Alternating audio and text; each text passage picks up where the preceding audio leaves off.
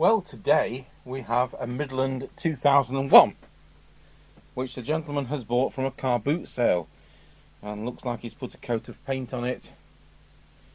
And when I press the right button on here, I better switch the test set on. So there's a Midland 2001, and we'll need to do that, and we'll need to check whether it's got a fuse in there or not.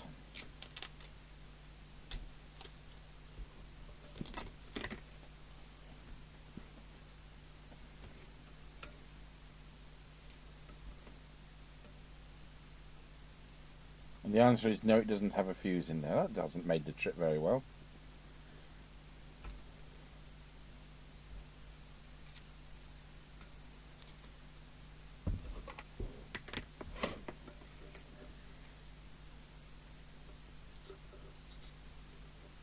I think the thing to do here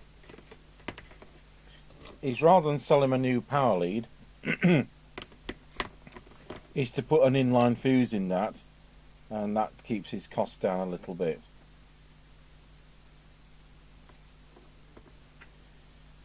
Now, how are we going to power this up?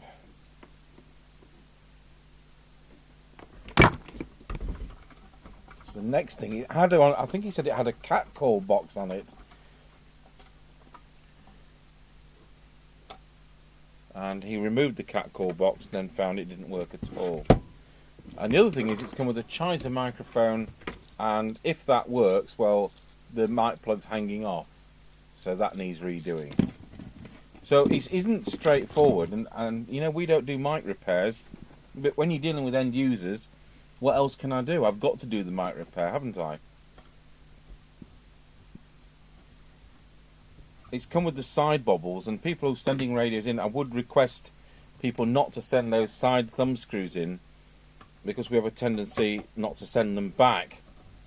Because we're not, you see, normally when we're dealing with bolt repairs from other dealers and shops, is they supply exactly the accessories, things have been pre-checked and they're labelled as to what's wrong.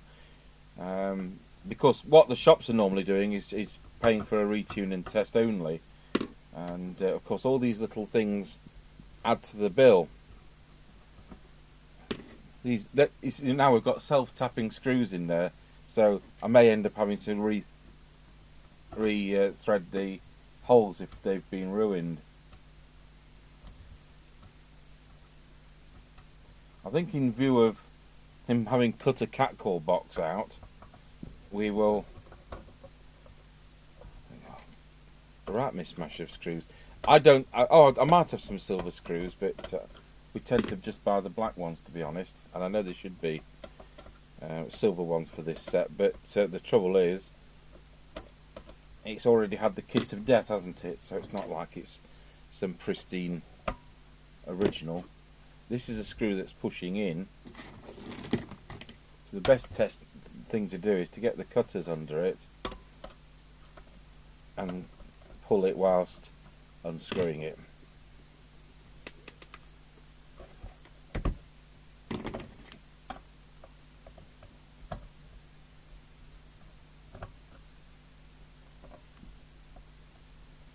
And the heads are about shotted as well. So here we go again.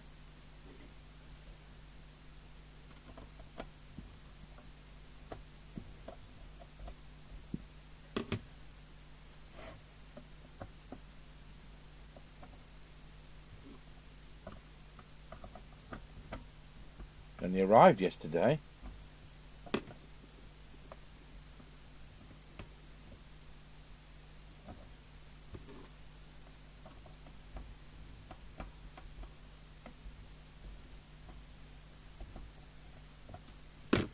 Unfortunately, the heads are all mashed. Ah, my Japanese screwdriver fits what's left of it a bit better.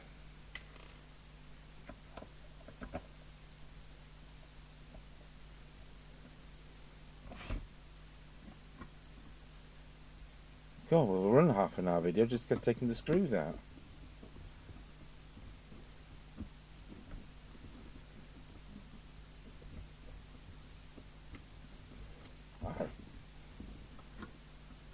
I'm struggling with this one. There we go. Better put the soldering iron on.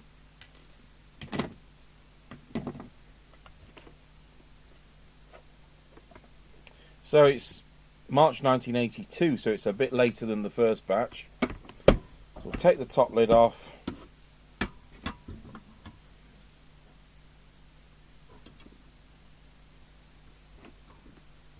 My goodness, that's had some screwdrivering.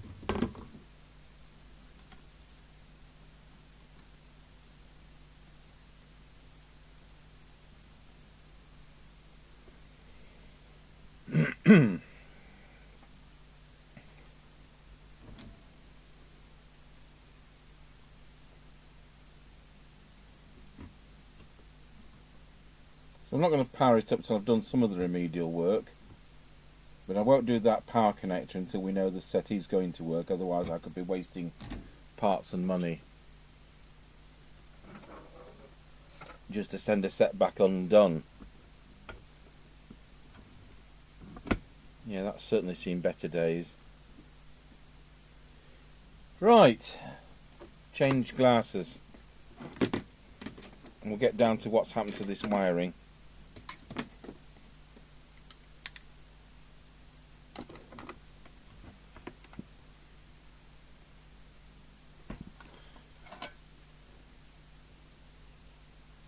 Why?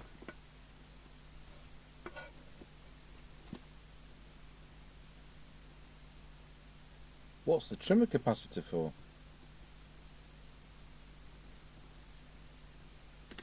On a switch. Looks like an illegal modification. It's lucky I caught this set just right. I'd have hated him spending 6 months in prison. Right. Now I can see we've got different colour wires here to what one would expect. Like a white wire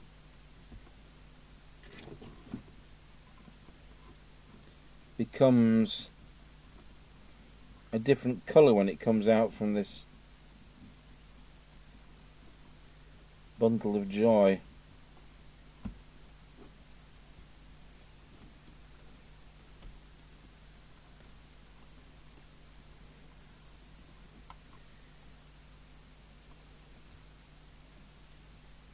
Oh, is this because these... I wonder if this is because the switch has been messed with. I bet these go down to that switch.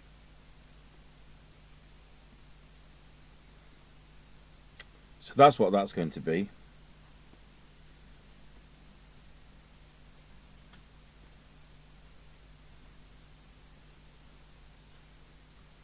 Well, in that case, should be safe to power it up. So we'll try and do a crocodile clip onto the cigarette lighter lead.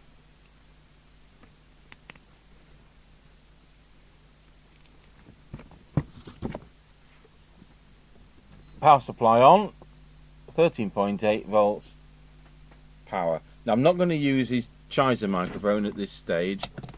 I'm going to use our standard test mic, because we know that the mic wants some work doing, and again I don't want to spend his money repairing a microphone that isn't part of the deal.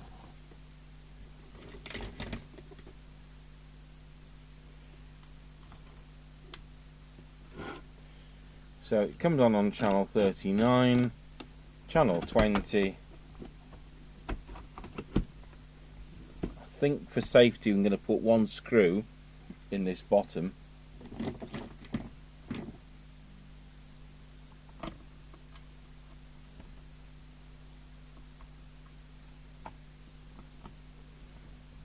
Now if any of you know an off-the-shelf aerosol spray paint that is the right blue, do put a comment or email me,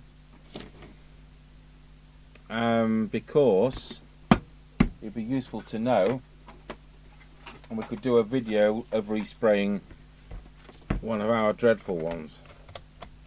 So I'm going to plug the test equipment in. We'll plug the extension speaker in to the extension speaker socket.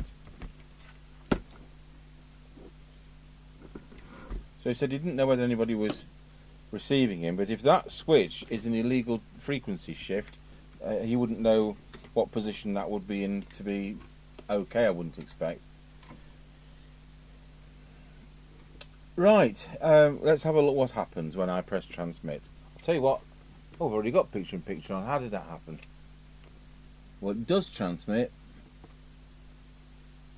It's actually doing 5 watts. So it's 2779027, but it should be 2779125. So it's not stupidly out. Now I'm going to press the PA switch into PA mode. 27775.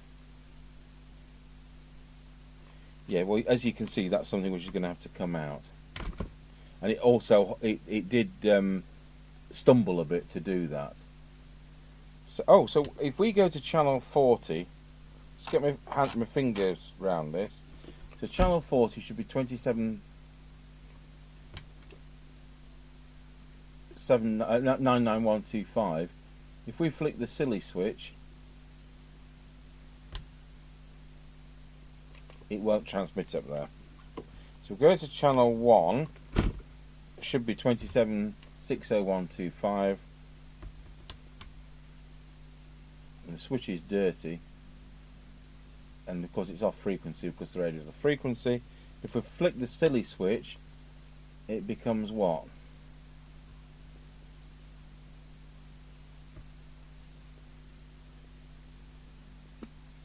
$26,285. I don't know what's going on there. Anyway, it's coming out. And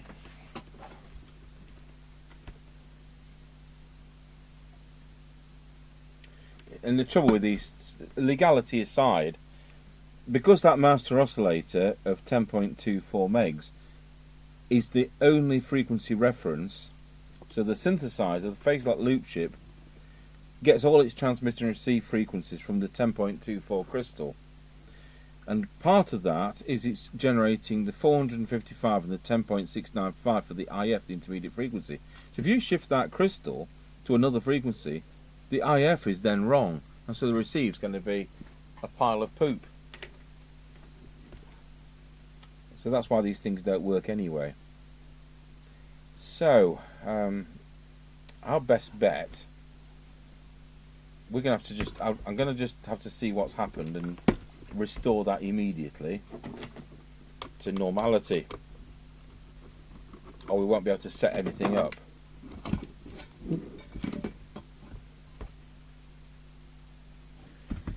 So taking the power off, take the luxury pink wires away,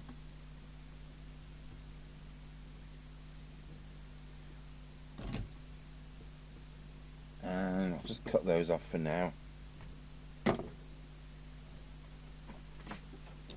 I think we've got a Midland 2001 which I can use. What's this? That's not going to help. As a pattern. Anyway, I'll just have a look through the scrap max on the chassis. I'm sure we've got one. So this is how we. People sometimes email me and say, "Have you got a knob for such and such? Can you look amongst your scrap sets?" I don't have scrap sets. I have scrap chassis, and the scrap chassis, when we buy them, that's going to be a good example where you've got quite a lot of the parts, you've still got the metal work. There's no knobs. If it had meters, there'd be no meters. People sell those separately. That's a chassis. This is now a printed circuit board, this one. That's what we're going to use for this. So I've bought this like that. I probably paid £2 for it, and it gives us some parts, and when we look at this, let's zoom in the camera.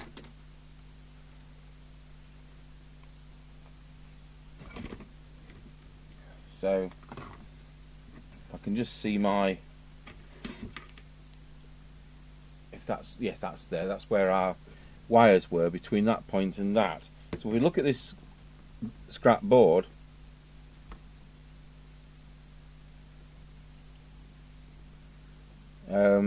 we've got there to there is actually track which has been cut away. So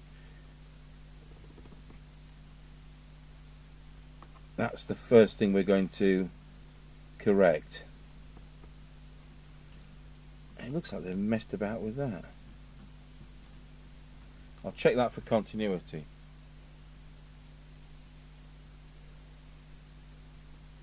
Put that back down.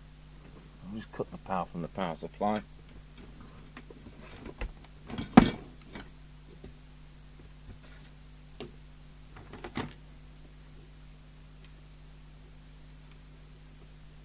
So I'll put a thin bit of wire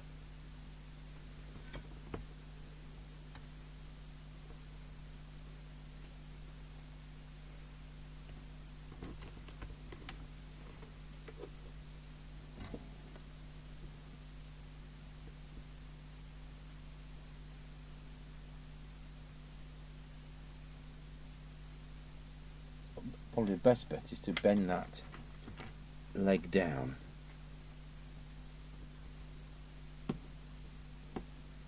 To be honest, we were best off with some uninsulated wire there, because it's such a short little run. So I'll just peel a bit of insulation off that with my fingernail.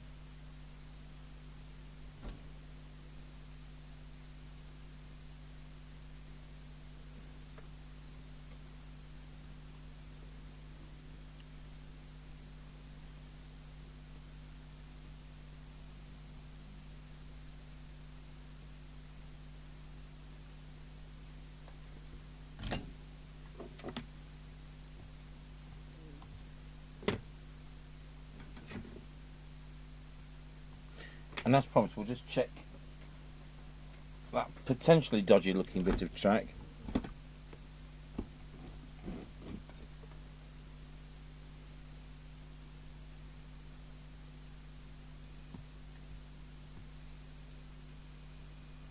That's okay.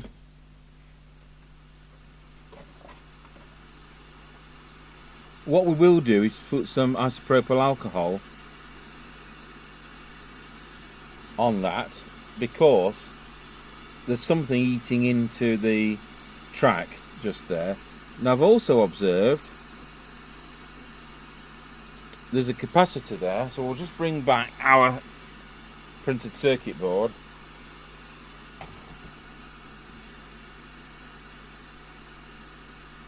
So why is that there?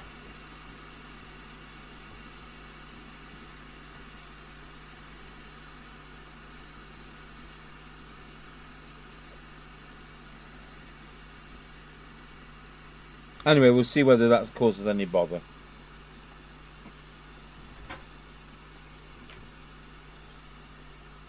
So we may have to reset the VCO on this. Depends whether it solidly locks. And as a lot of you will be aware, not all the components are fitted for the test point on these radios. Sometimes they are and sometimes they're not.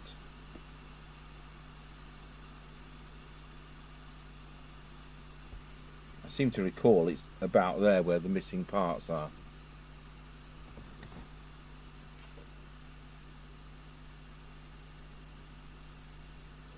Cut cost, then put the test point in. Right, we'll see whether it still works.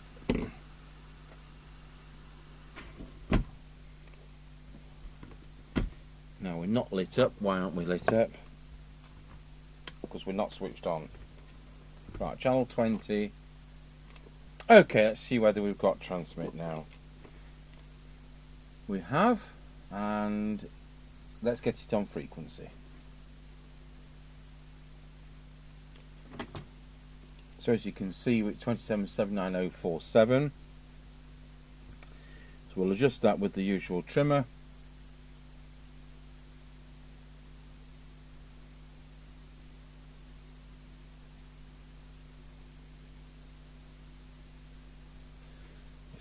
closes it. Let's waggle it round a bit and start again.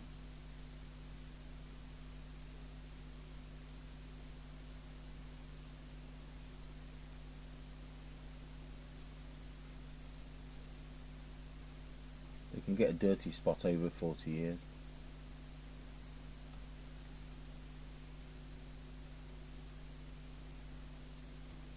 There we go, 2779125. We'll come back to the VCO. I'm going to see if it transmits on channel 40 and channel 1.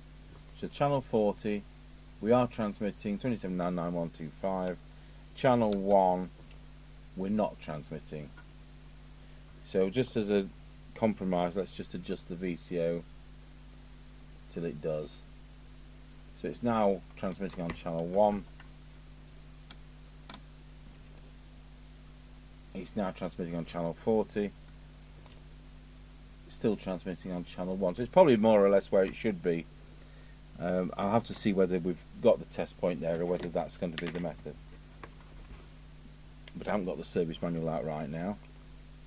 Okay, so, well, the radio is doing 5 watts, which we can't accept. So what we're going to do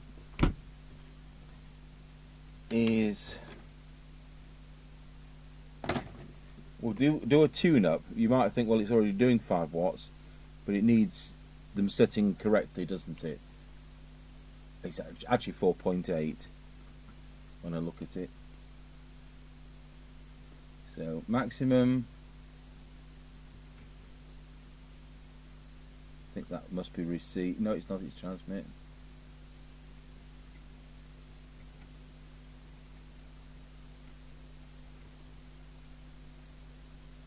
So I'm going to leave it at that for now because there's a procedure with those. I don't want to get the manual out yet. I just want to see whether the set is recoverable. If I can hear it receiving,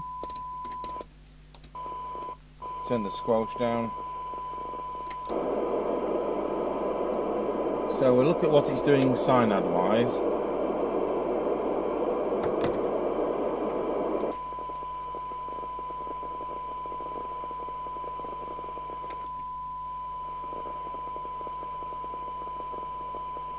So at the moment it's doing 1.2 microvolts for 12 dB synad. What I need is something to write that down on. So Midland 2001 TX 4.8 watts, no good. Let's look at deviation. 1 on 2. Oh, here we go again. So I'm on the 25 scale.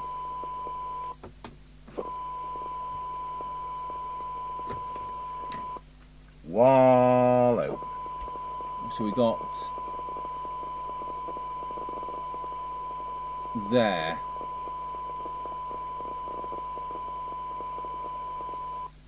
Wallow. So it's 9 kilohertz deviation. Also wrong. Frequency 27.79. I think it was 025, wasn't it? Which is wrong, and it's now 79126, which is now corrected. So receive is 1.2 microvolts for 12 dB synad. Okay. Well, we can soon do that deviation. That's simple with the equipment we've got here.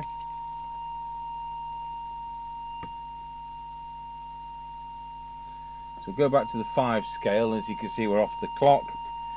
And if we can remember where the deviation is, again, I need to get the manual out. It's probably that one because that's on full. I'm probably wrong as well.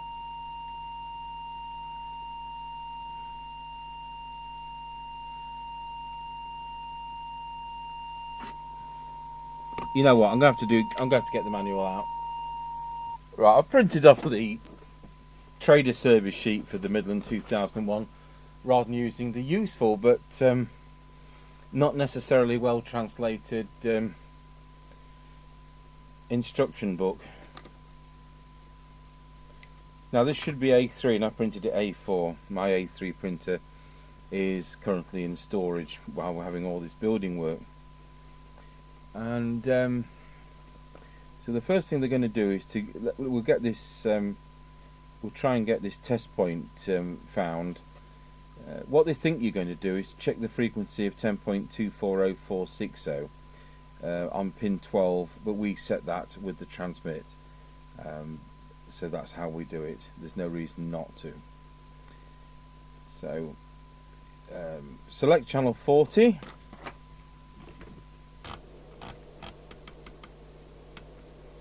There we go. That has been selected.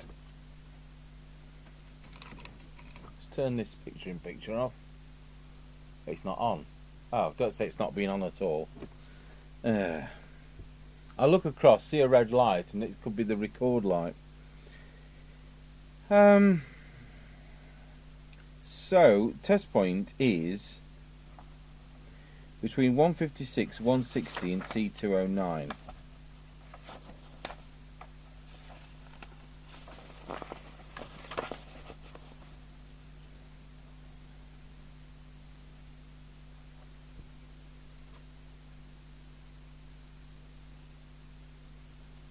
If I can see any of those.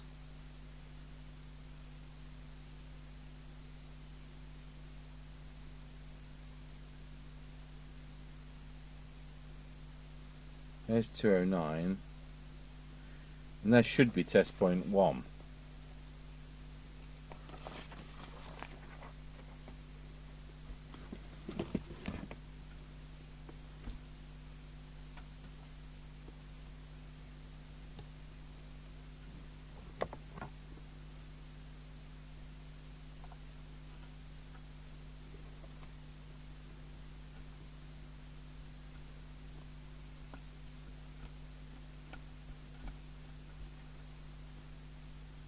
I think it's fitted on this set.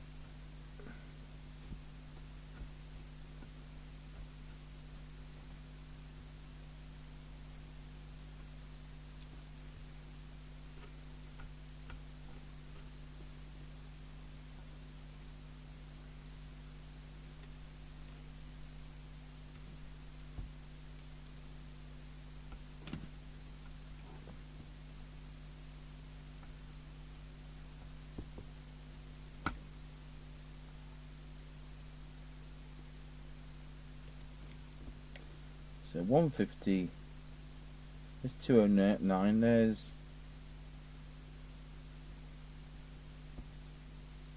208, which isn't fitted on this set, 158,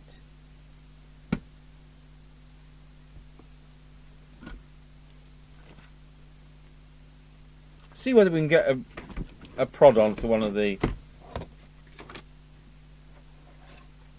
waxy pins.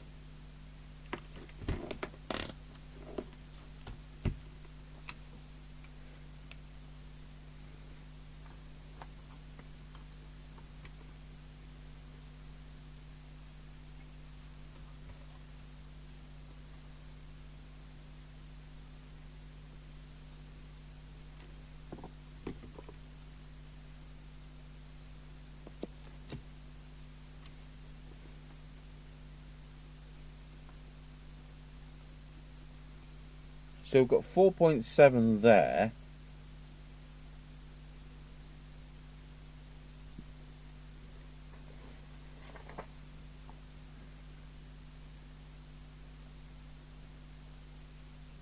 We're supposed to have 2.5. So is it the other? I don't know which side it is. Just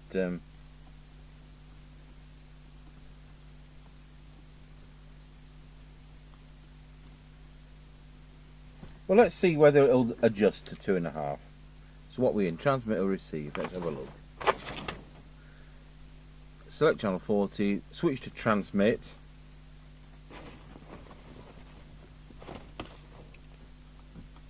Oh yeah, well we're about there, aren't we? And adjust to 2.5. So we're on L116.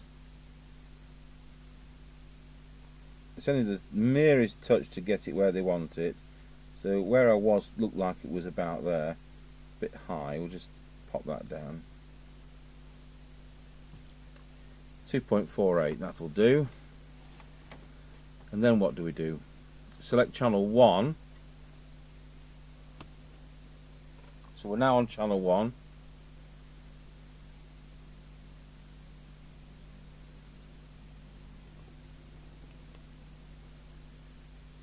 And check the voltages around 2 volts. Well, it's a bit high at 2.7, isn't it? Let's go for transmit. It's 0.98. The point is it's in lock, and that's what it's about. It's a bit wishy-washy, this procedure, to be honest. It's not often the test point's even there. Right, so moving across, we've done L107. Just make sure you can see what I'm doing. We've done 107 for peak. We've done 109. We've done 108. We've done L110. And now you start on the RF power amplifier, and we do 111, which we've done, and we do then 12 and 13. Now 12 is this fixed coil. We don't need to manipulate that, it hasn't been touched. This is where the manual actually tells you to play its coil very careful adjustment. And when they want you to do that, what they want you to do is to pick out just one turn and adjust it, not the whole thing, so that it looks like a spring dangling out, like we've all seen before. So that's 112, which doesn't need adjusting because the radio is already doing 4.8 watts. L113, which is that one, which is the fixed one, slight adjustment. And then L115. So we need to do L111, we haven't done that. And then we need to do L115. And then we turn that anti-clockwise to reduce the power to 3.8 watts. We're going to set it to 4 watts. It might even set it to 4.05 watts. Right. So making sure we're in channel 20. Let's put picture in picture back on, or on for the first time if we've been silly. So it's 4.8 watts.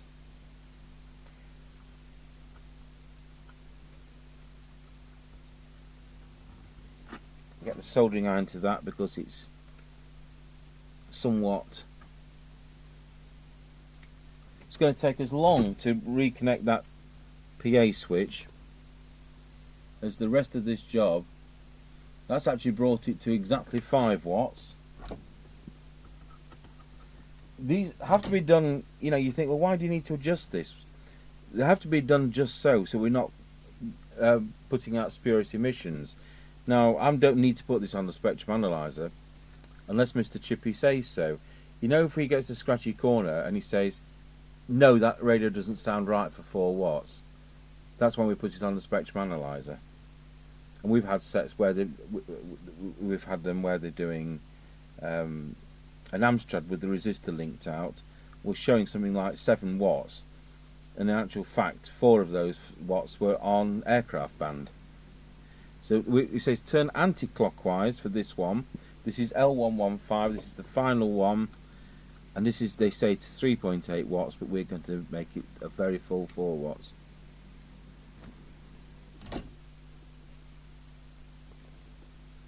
So anti-clockwise.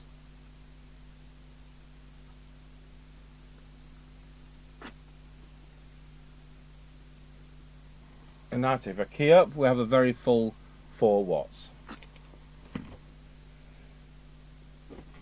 So, what do we want you to do then? Transmit frequency, we've done that. Modulation, as they call it, is deviation. It's R105. R105 is which? It's the one it's the one which was too stiff for me to adjust. It's like it's been super glued into position. Now I don't want to break the ceramic tool. I've got a broken ceramic tool there that might fit. Yes. So here we go.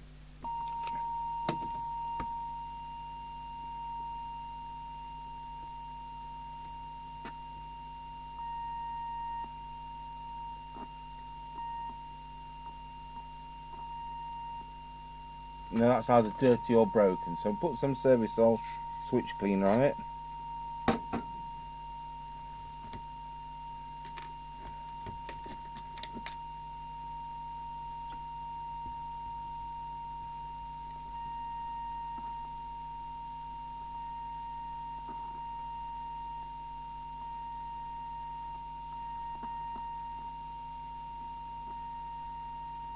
It's like somebody sprayed varnish inside this. 1, 2, 1, 2, wallow, 1, 2, wallow. I'll just give it a fraction more than that.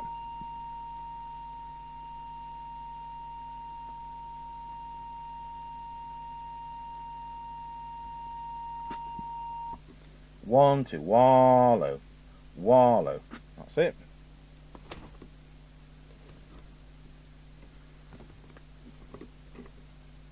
I'll put that away.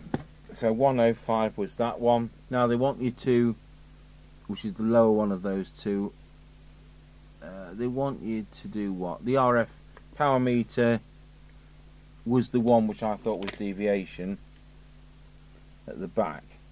So we know the set's actually doing 4 watts, and so key up, and then you want to be, well, it won't go any lower than that, so it's reading more than 5. I'm not going to start messing with resistor values just to make it fit in the, you know, the slot, so to speak.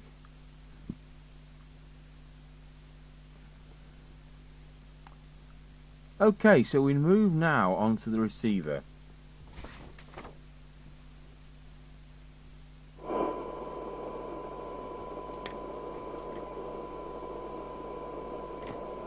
Mr. Chippy said it's coming up to 7:30 we do the on the air test.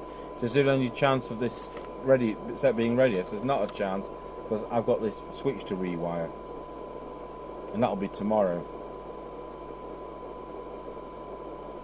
So it's like having to do double the time to take the modification out, which is really frustrating.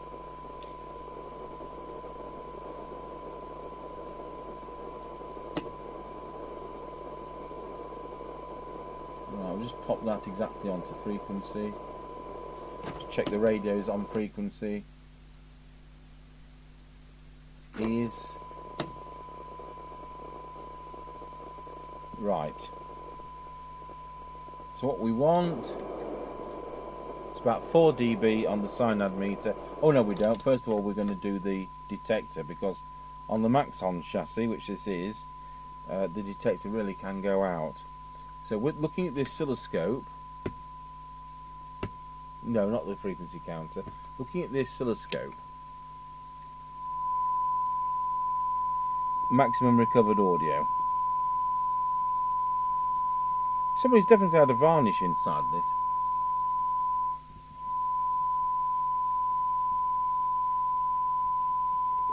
It's like the mum's hair lacquer's all over it. Okay, that was very slacked out, but neither here nor there.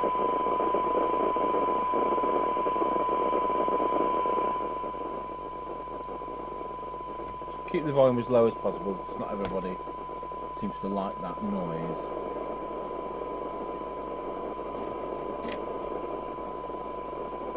So we're going to start, it says, with T5, 6, 7, 8 and 9. Now, do I think that's the right order? Yes, I do. Sometimes manuals don't have it in a sensible order. So 5, 6, 7, 8, and 9 isn't fitted on this one. Is 9 fitted on our scrap chassis? Yeah, it is. This, well, you see, this was probably a higher up model, like a 3001.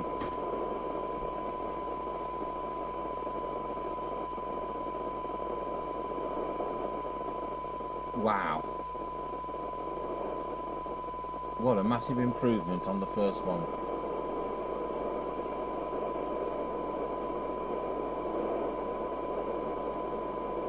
Now that was spot on.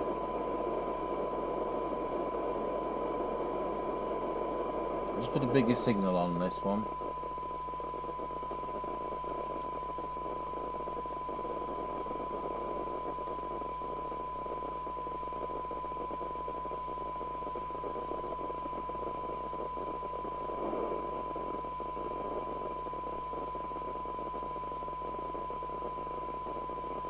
Go back to that first one.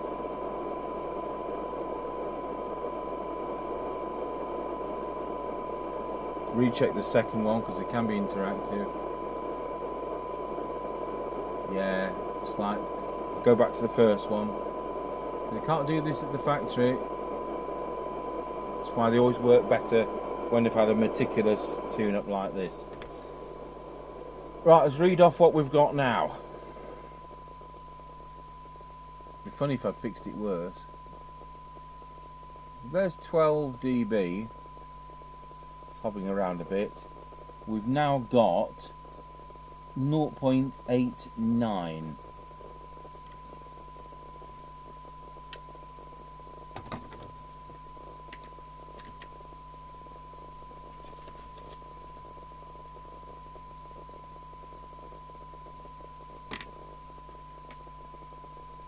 Let's take this bench light off. I'm just going to go through these because this bench light's affecting something.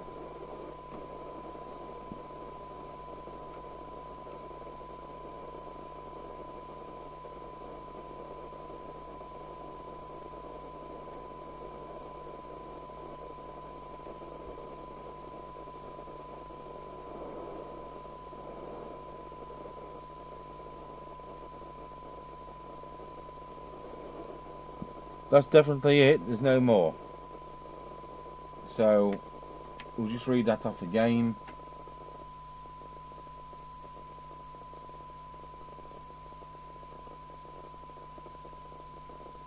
Yeah, it's no better.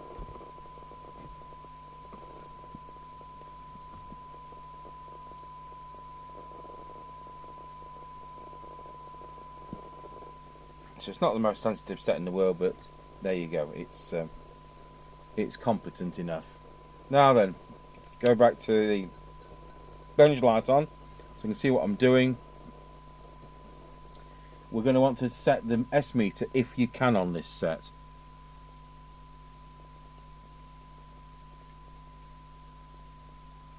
I want you to do squelch next.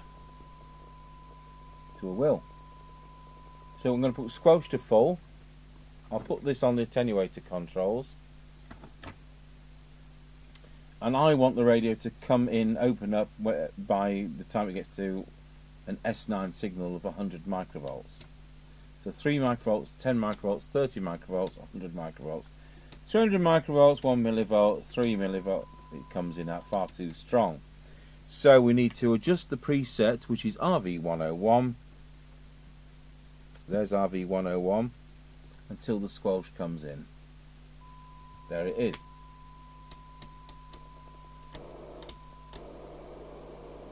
Now I think we've got the same problem here with a dirty preset. I'm going to have to waggle this around because I think they've got some varnish on it.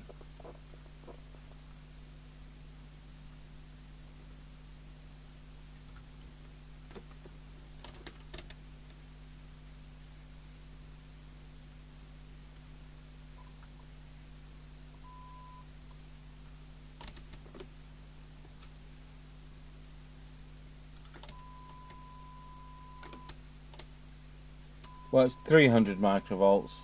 Well, let's get an exact reading.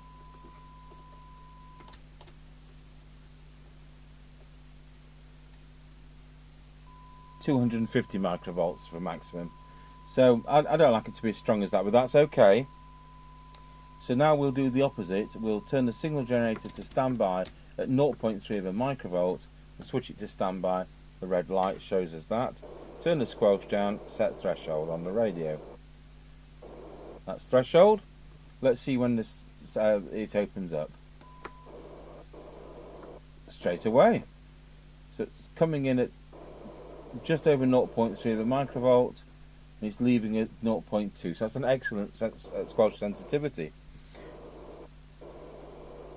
Good. That's that done. So that brings us hopefully to that S9. See whether the meter is actually adjustable. I'm not sure whether it is. No.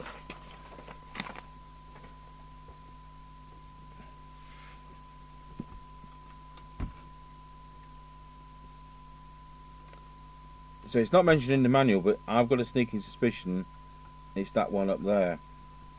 When fitted, it is. And again, we've got crud in there. They've sprayed a varnish inside here.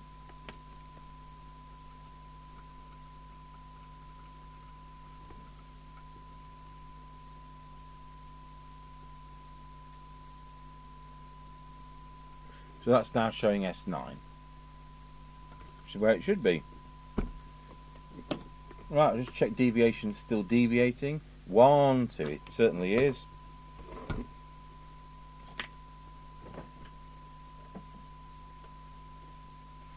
Turn the signal generator off, turn the squelch up a bit, just put our little handheld on, pop it down to channel 20. Testing 1 2, testing 1 2. Okay.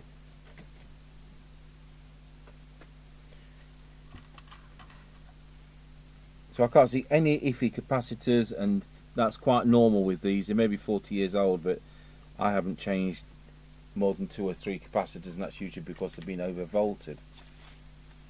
So we've got that down to 4. We've got that down to 2.2 to 2.5. We've done that. We've done that for best. So the next thing I'm going to do, I'm going to go to do this tomorrow, but I'm just going to prepare the set, and that is we're going to have to change that power connector, and before we do that we've got to try and restore the PA switch.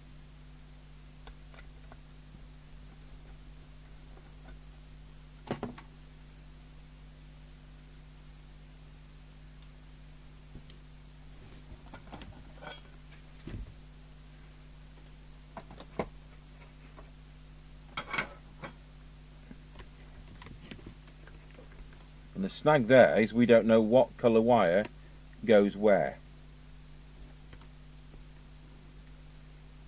There's a triple pole switch, so I've got to switch the power supply off. I've got to try and get rid of all this junk.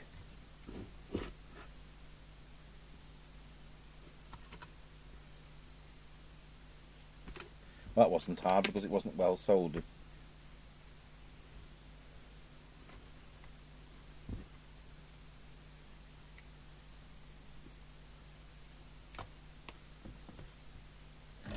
So what we're going to have to do is to get one of our own sets out of storage and see what wire goes where. So that's quite time consuming. And there would normally be a fee for that, but I'm going to give the customer a bit of breathing space there.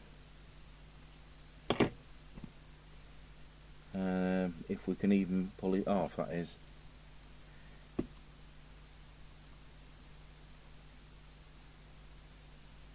Just hope they haven't cut them short.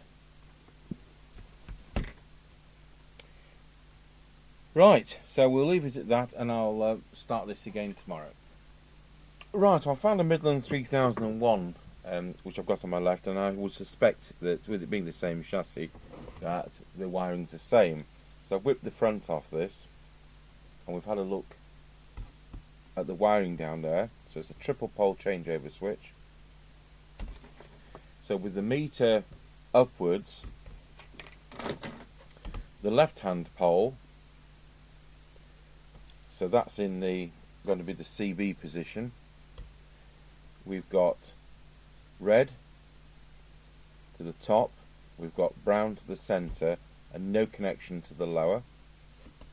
On the centre of the poles, on the top connection, we have got yellow, and in the centre connection we have got orange, and on the lowest connection towards the bottom of the set we have green. Then on the right hand pole we've got blue on the top connection, we've got white on the centre connection, and then we've got black on the lowest connection. And I say that because at least we've got reference now as to what's out there, because it's a bit of a pain to take a set apart to correct somebody else's silliness. So I'll make a note on there. So I think we're going to start with the centre of the centre. So we'll go for the first pole, sorry, the second pole, the centre one, and the centre connection. I'm going to try and make this chassis come out towards me a bit. I can't see any restriction to stop that. So take a couple of side screws out, and it'll just make it that little bit easier to solder. And this first one has got a nice long bit of wire on it. That's the orange one. So we'll just tin that and I'll solder it up. Okay, so that's hopefully wired.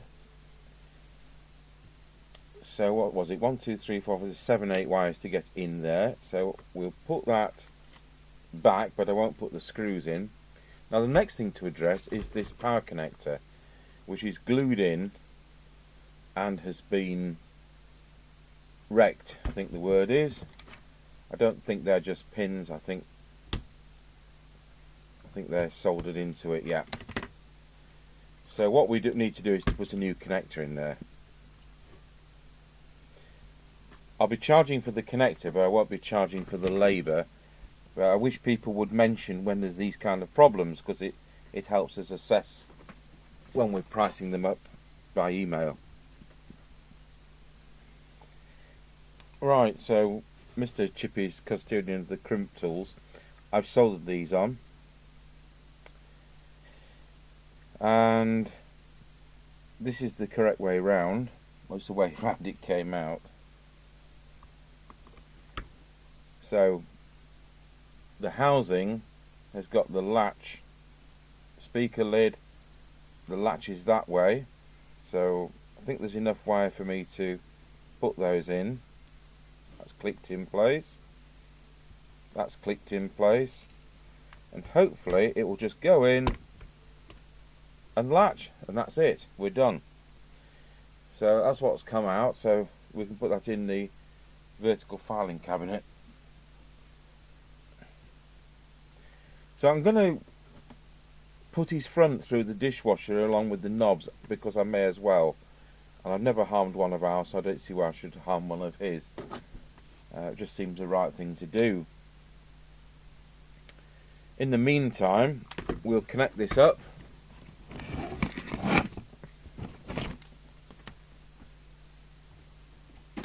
We'll have to crocodile clip it because I don't have leads on this bench.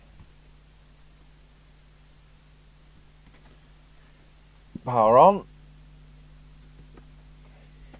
So we're lit up, and if I plug our mic in, see whether we've got anything. Nothing I can hear. Okay, switch over to PA.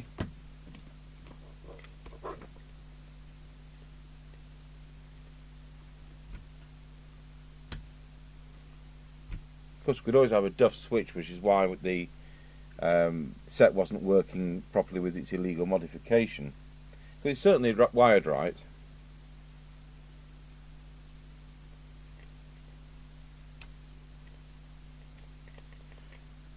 No, nothing. Right, so Mr. Chippy has taken the switch apart, straightened it out, cleaned it, put it back together, got rid of all the old solder. Right, so that's now wired up, and it's really neat. Having taken that switch out, that's the thing to do. Mr. Chippy, to save the customer buying one of the Powleys we actually make for $5.99, he's actually put the appropriate connector on and an inline fuse holder. And because this thing's costing money, Mr. Chippy isn't going to charge for doing that. We really are trying to keep these costs down, or he's going to end up with a £50 radio, which is not what we want. So I've done that connector for free. We're just charging for the part. It's when you get these illegal modifications, it's got to be reversed. It really runs away with the time. And if we were charging by the hour, you know, this is where it would become a snag. But we're not. We work on a fixed price in different levels. So this is the kind of second level up, which we quoted, and I'll stick by that. But there will be a fee for the mic repair. Oh, and that fee will be a token £3. We don't have a tariff for mic repairs because we don't do mic repairs. But when we did do mic repairs, which was late 80s, early 90s, then we used to charge £3. So I've not thought about what it takes in time. So that's what we're going to levy, seeing as we don't do mic repairs. So I will plonk that back together. I think we'll use the Datsun screwdriver.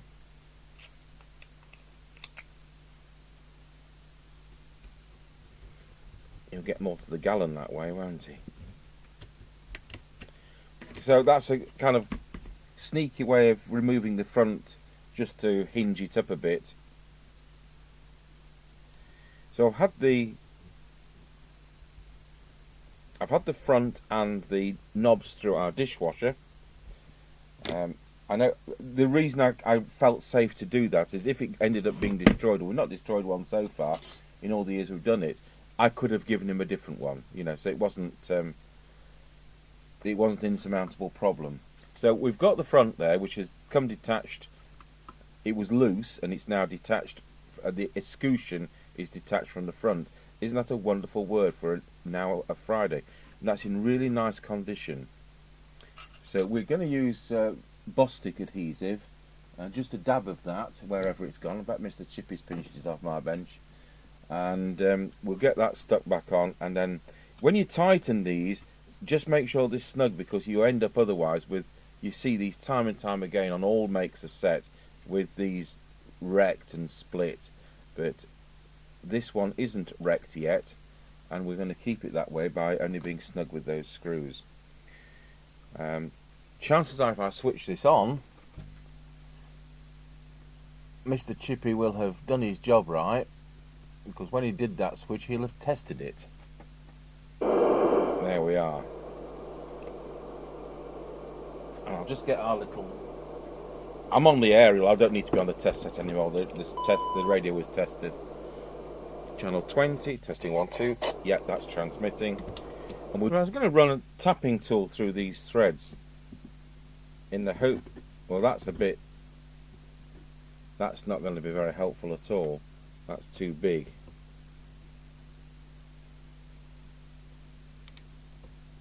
That one looks alright.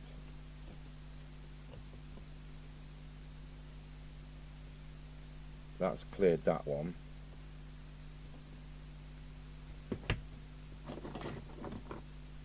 see if we can close some material up.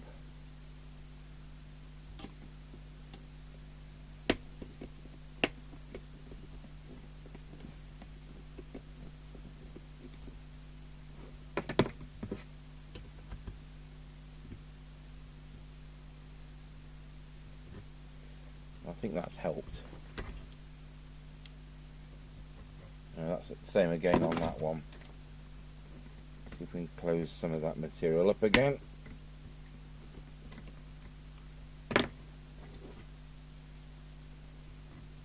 Still too big.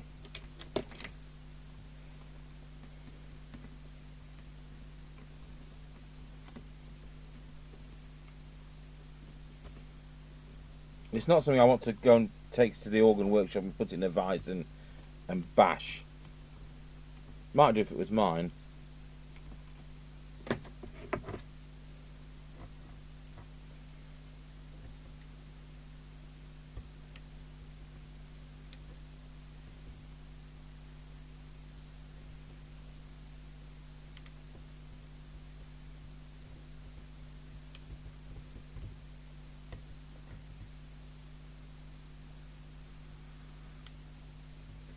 Really, we've just got that one I've not been really able to close up enough material on.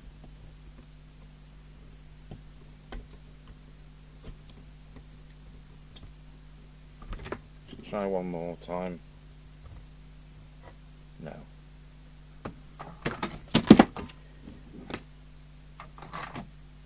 Oh well, I'm sure 7 screws are better than what was in.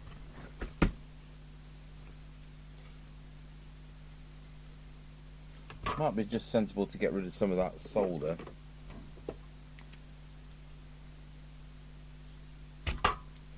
Hope all this, after all this work, I hope this speaker works.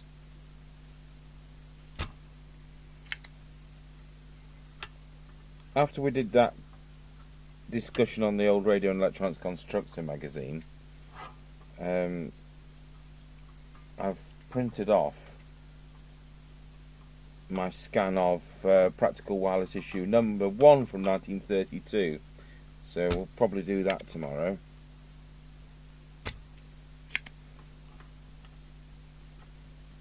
I've got the original, but the trouble is that, you know, they're 90 years old and so brittle that of course you don't want to damage it in opening it up for a demonstration, and of course it's actually easier to look at modern A4 printed paper. And you know, the contrast in that has been able to be manipulated so the print's the best possible. Just no real reason, but you know what I'm like on this. I do like to just see which one is the earth one. One would guess that it's the green one, but you never know. Well, that fell off, didn't it?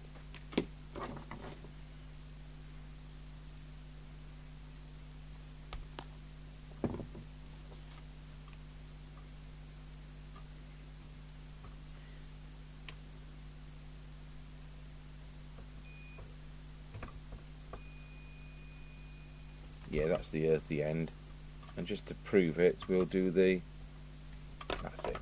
So green is negative, so it really doesn't matter. We're not doing stereo where you would not want them out of phase with each other. The only thing which would happen is if you got 10 CB radios on all at once in the same room and one speaker was connected differently, it would sound weird probably.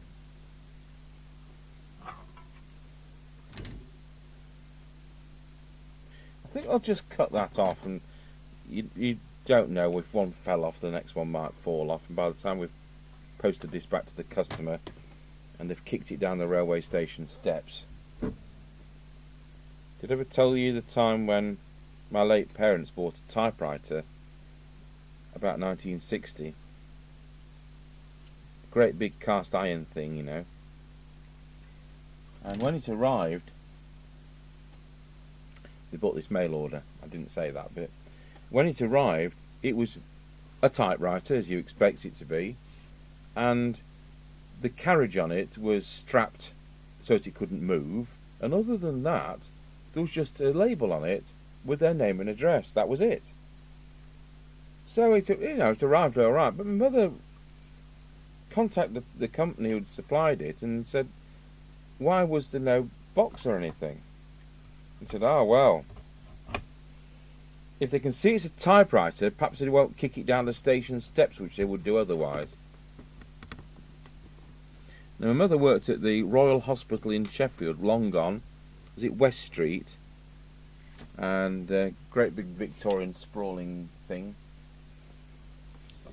And she worked there all her working life. I think they demolished that hospital about 1985, just as we were moving here.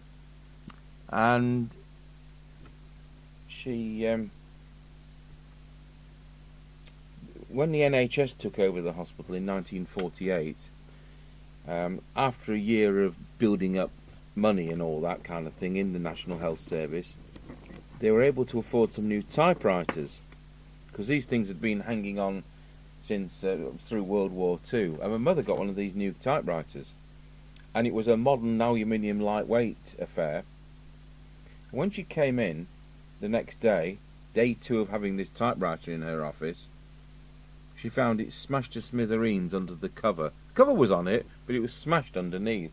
And what had happened was the cleaners had come in overnight, expecting this cast iron typewriter to weigh about 100 weight, and it didn't. It weighed about 15 pounds, so it ended up smashed on the floor. So then she had to wait, I think it was 3 years, to be issued another typewriter. Well, that's one screw belonging to the customer. I'm going to have to see if we've got any more silver screws lurking. That is the only correct screw, and the rest are self-tappers, which I'm not going to put back. Oh, there's an... don't know whether that's the customer's or whether it's ours, but so I'll put that one. I nearly put it on the floor. I'll put it on in this top lid, and then the thing's not going to fall apart. Look at that, 2 screws. So we're going to be gluing on that escutcheon with Bostik, but in the meantime, let's have a look at the customer's mic. So it's a Cheiza microphone, which is probably worth more than a Midland mic. Incidentally, the correct Midland Precision Series blue mics are available brand new. They're not cheap, but they are available brand new. I can't remember whether it's Knights who have them or somebody else, but I'm sure a YouTube search would find one of those to anybody who fancied a microphone to fit. And I think it's well worth, because they are nice, and they've got really, really nice plugs on them. So I've cut that off deliberately. You know what, I should have tested it first. I'm assuming this lead's alright. I mean, the lead's only 40 years old, isn't it? So if it's wired properly, if it's wired how we expect, the shield here is hiding the yellow wire. So the yellow wire is the microphone audio. So that's always the one with the screened wire, because it needs screening. Tell that to some of the current Chinese manufacturers who aren't sending screened leads out, and then we end up pressing transmit and getting a hum. That's a fundamental electronic thing, isn't it, putting screened leads on low level signals like record player pickups and that. I think we'll probably just have those a bit shorter, but I think we'll put some solder on that first one so that it doesn't untwazzle itself. Mr. Chip and I are going to Ashbourne in Derbyshire. He's bought a broken guitar amplifier off eBay. So we're going to go in the electric car. So I hope there's enough charge left for our on the air test.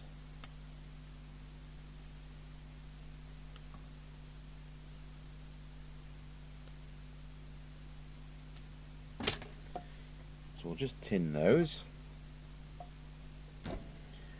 The reason that these start to come undone is that without heat shrink tubing or similar, without some type of sleeving, between here and the mic plug clamp, there isn't enough grip. So that's the problem. It's you just can't clamp it down enough. I'm sure the plug's absolutely fine. But of course this would once have been wired for the Cheiza, wouldn't it? So it'd be wired for great, as in G-R-E-A-T, the manufacturer, not great as in wonderful. None of the screws are missing, which is brilliant.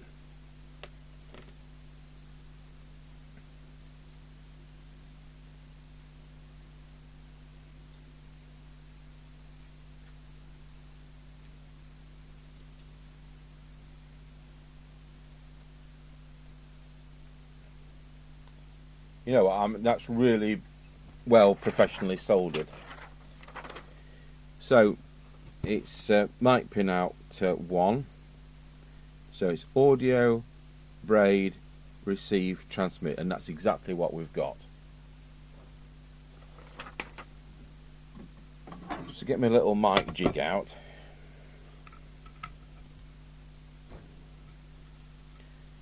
Some people say, well, you can just do it in the mic socket of the radio, but you know, I don't want to start adding heat onto the radio's mic socket.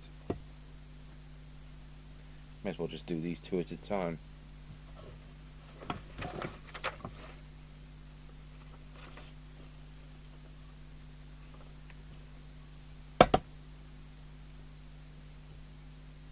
The next thing we definitely want is some of that heat shrink tubing. There's my test set doing its little wake up call.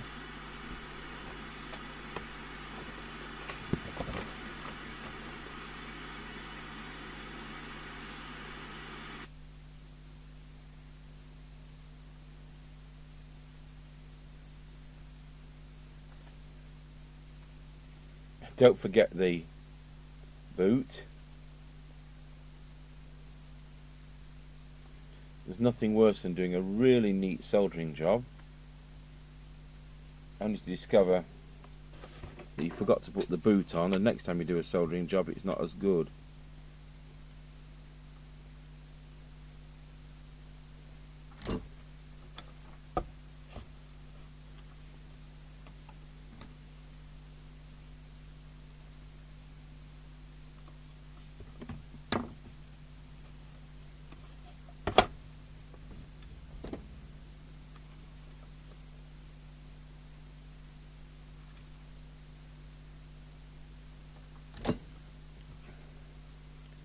No blowing on hot solder, otherwise you end up with a dry joint. We've all seen that.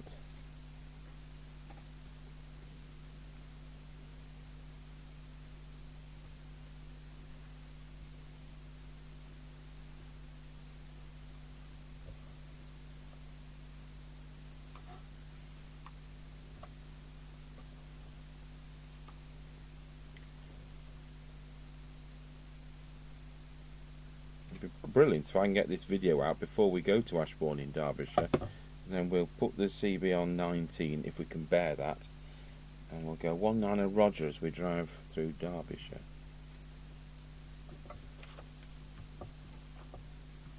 Tango 21 looking for a Roger.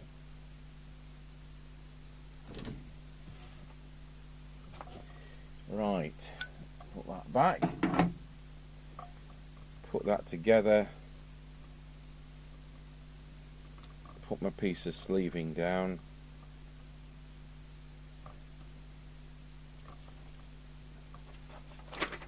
Put my piece of paper back.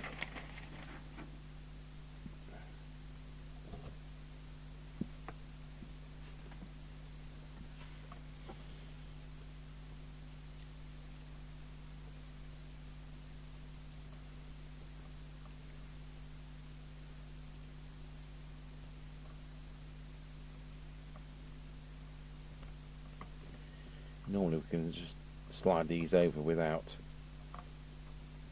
taking out both the clamp screws.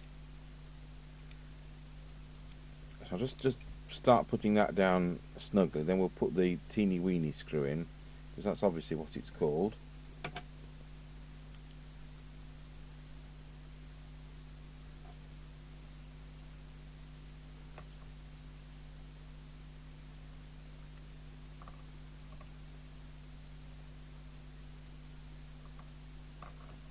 And then we'll tighten these up.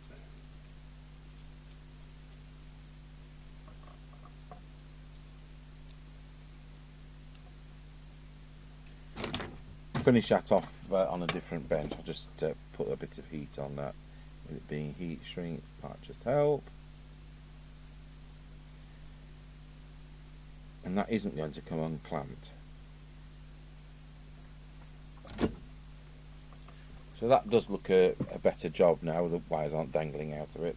Here's the moment of truth. Does the mic actually work? Put the power back on.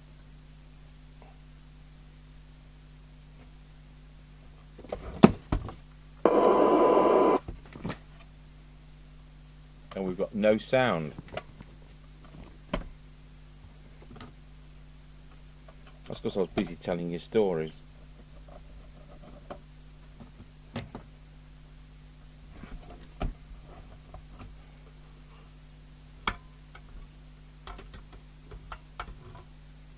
So I'll just turn the power off. We'll get the meter across that speaker.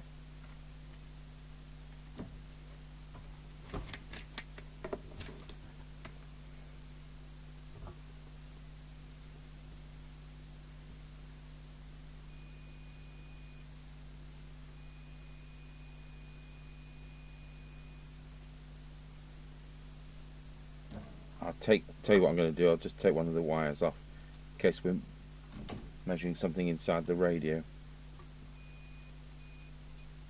No, that definitely works.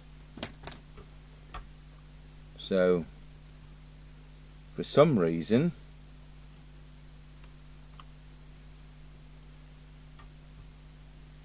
you have to do a bit of fault finding. I wonder if the socket, that, you know, there's a switch in the socket, and if that's dirty or faulty, I'll put the power back on. So it would hiss and sit there working if. So let's see. If I put that on hot, nothing.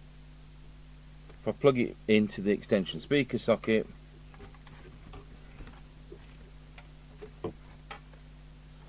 yep. If I touch that on the extension speaker socket, if you can just push down the switch a little bit,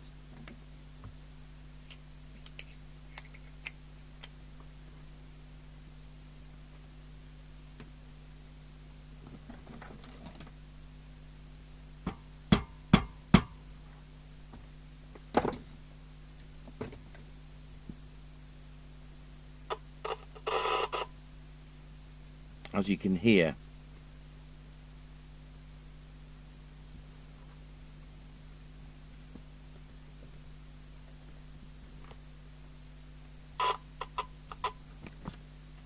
just work that with the plug in and out a few times.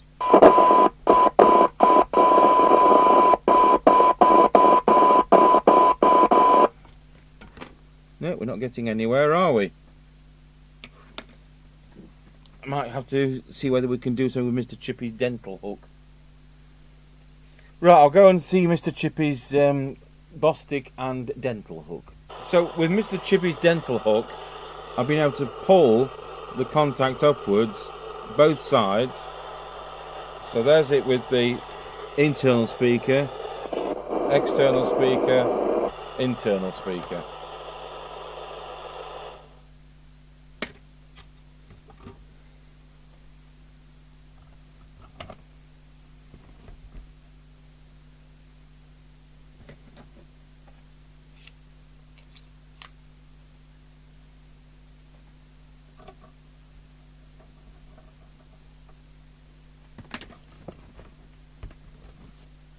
That's it. We've got to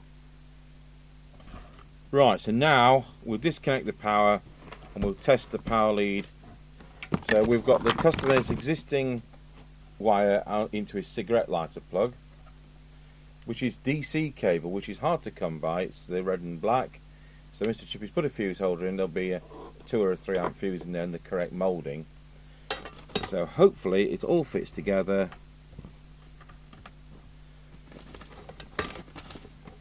And let's see whether we can get our crocodile clip onto the cigarette lighter plug. The answer is yes. Right.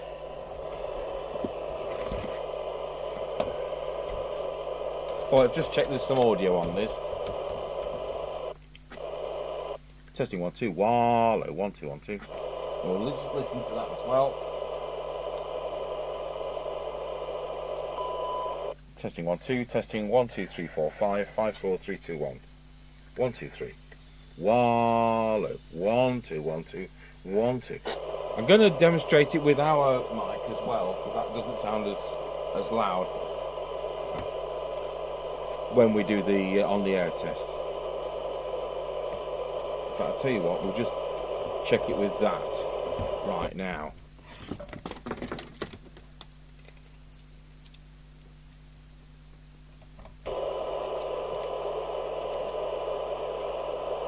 Testing 1 2. Wallow. Testing 1 2. Testing 1 2. Testing 1 2 3 4 5. So we've got maximum of 2.5 with this, and I've got a maximum of 2.2, I think, with his. We'll just check that again.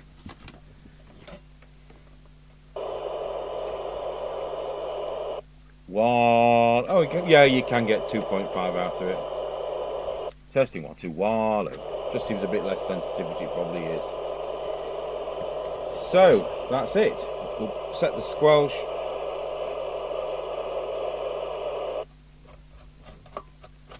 Put it on the aerial, switch the test equipment and the soldering iron off. But look how there's fault after fault after fault. No wonder the customer wasn't getting anywhere with it.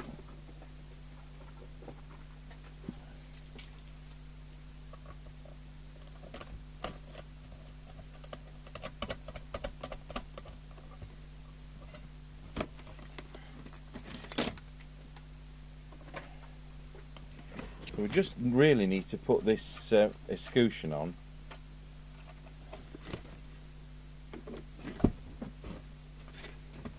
And hopefully the knobs will more or less hold that in place. What you don't want is glue seeping out through the edges.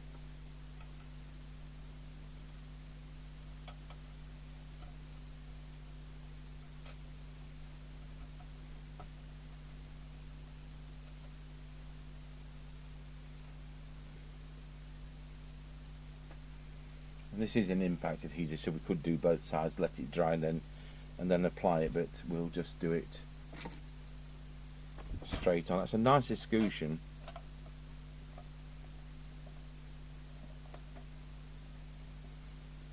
Not often you see them like that. I'll go and fetch the knobs. There we go. I always like the bezel on these. So you've got the channels 20, 10, 20, 30 and 40. So at a glance you can see on the bezel, and it's still not totally worn off on this. And so I've aligned it as best I can. At least the front looks clean now. 19er Roger.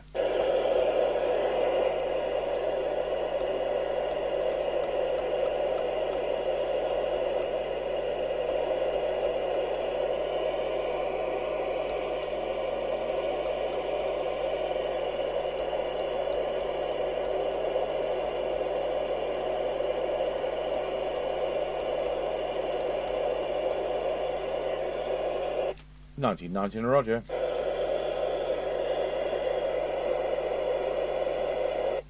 Okay, and the TX light works as well, which is quite unusual for these. We end up replacing quite a few of those LEDs. So there you have it. The Midland 2001 lives again.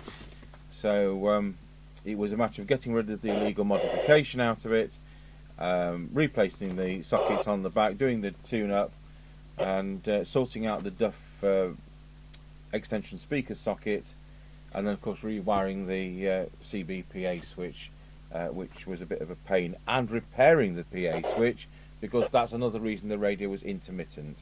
What I don't want to do is to not wire up that switch and just have it permanently linked as it had been. So there we are, we've done it. Midland 2001 from 1982 in this case. Thanks for watching.